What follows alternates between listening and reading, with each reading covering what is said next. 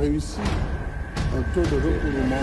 plus que satisfaisant. Et que les avocats qui en avaient dû verser, en avaient dû verser.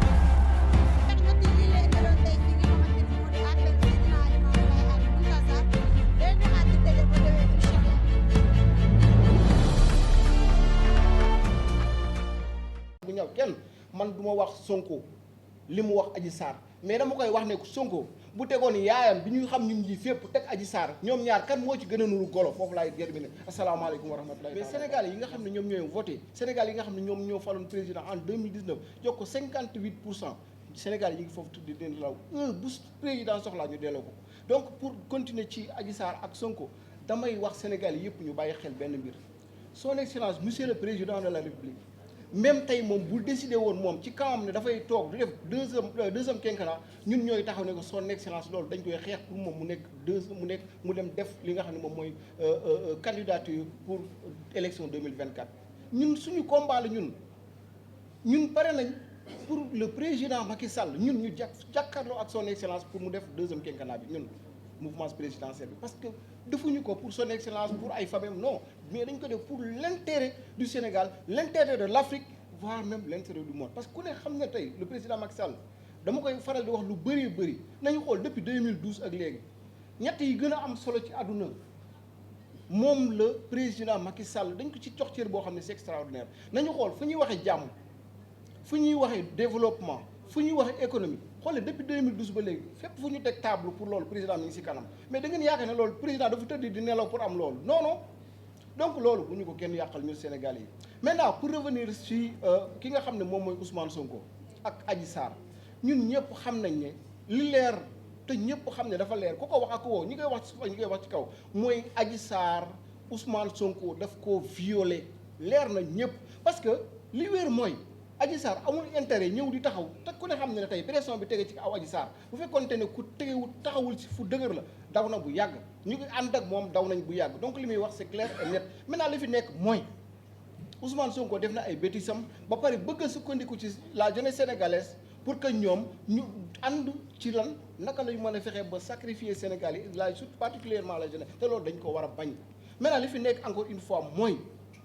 Ousmane Sonko mënul wax a wax ba justice du def liggéeyam ak pression fu mu mën di jóge kooku bay boobu mu xam ne loolu du mën a nekk te ak lu mu mën di xew mooy justice di def liggéeyam ça moom mu neex ko ak mu naqari ko parce que mënul nekk au-dessus de la justice nationale c'est impossible. ba pare tey bu ñu xoolee ñun suñu xel dafa war a dal ñun Sénégal yi on a une armée très républicaine on a une armée bi nga xamante ne bii. li ñuy wax capacité ci sécuriser réew daf ko dépassé ñun Gambie bi ñu amee problème kan moo fa dem armée sénégalaise Guinée-Bissau bi ñu amee problème kan moo fa dem armée sénégalaise tey bu ngeen xoolee tey les chefs d'État yi nga xam ne ñu nekk sous région pratiquement ces jeunes ñoo fa nekk di leen garder seen sécurité ñoom ñoo ko yor ba yàggul ngeen baal ma peut-être ma bañ a xaw a laal diplomatie mais président Mali bi ngeen di dégg coow li di bëri yëpp barki démb la am benn notice boo xamante ne bi envoyé na ko armée sénégalaise pour ñu jàppale ko parce que sécurité am moom mënu ko tenir kon bu ñu amee armée bu mel noonu nañ koo sant te encourager leen encourager particulièrement du ma wax Semga parce que le Semga voilà moom c'est le Semga mais le général Moussa Fall qui est mon idole le général Moussa Fall qui je pense que Sénégal dañ ko war a ñaanal Sénégal yi dañ ko war a jàppale d'une manière bi nga xamante ne bii di ko encourager parce que li muy def nii c'est pas évident la gendarmerie nationale dañ leen a war a soutenir te nag à chaque fois man dama créer benn plateforme bu ñuy wax RFDS respect aux forces de défense et de sécurité xam nga nan lañ ci jublu mooy fexe ba Sénégal yi xam ne effectivement mënuñu dem sans notre armée mënuñu dem sans pour autant ñu jox li nga xam ne mooy respect ak considération aux forces de tenue aux forces de défense et de sécurité donc je pense que tey bu ñu amee des éléments comme le général Moussa Fall qui ne menace aucun effort pour sécuriser Sénégal yi et de leurs biens je pense que des personnes comme ça dañu leen a war a encourager te président xam na ko te mi ngi ci dox te keneen koo xam ne gëm na réew mi yaa ngi dox si loolu donc suma gars yi bu leen tiit bu leen ragal le général waxoon na ko dama koy répété waat fii ay moom laay répété waat le général Moussa Fall nee na Sénégalais benn bu mu xëy di dox bay am xel ñaar parce que dañu leen sécuriser danañ sécuriser seen ay biens te du nii Ousmane Sonko nii benn vaurien boo xam ne dafay jóge si biti ñëw di ñu embêter c'est impossible Maintenant pour terminer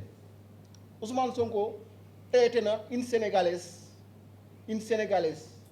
qui s'appelle Adji Sarr golo je sais pas Baboun traité na ko man sama yar ak ni ma di toppee son excellence monsieur le président de la république Macky Sall ak yar bi mu am kenn mësu ko dégg ci muy wax lu ñaaw wala muy jëmale ci kàddu bu ñaaw kenn man du ma wax Sonko